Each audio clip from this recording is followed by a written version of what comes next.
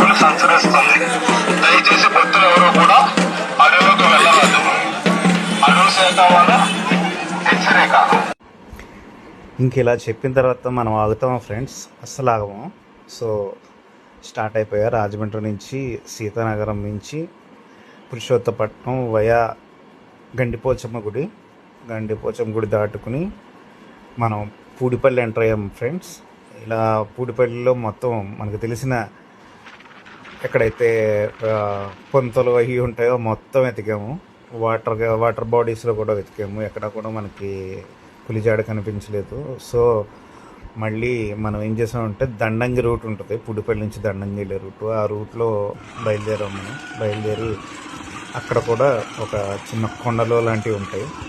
కొండలు, రాళ్ళు, మొత్తం పొదలు అన్నీ చూసాము. చూసిన తర్వాత ఎక్కడ కూడా కనపడలేదు.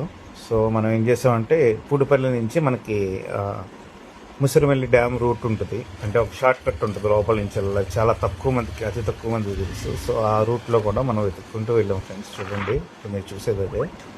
ఆ రూట్లో మనం వెతుక్కుంటూ బయలుదేరామంటే ఒక్కడే, ఎవరు కాదు, నేను ఒక్కడే. సో అక్కడ కనపడలేదు. కాకపోతే ఇక్కడ 1-2 చోట్ల మాత్రం మనకి పొదల్లోంచి అలజడి వినపడింది.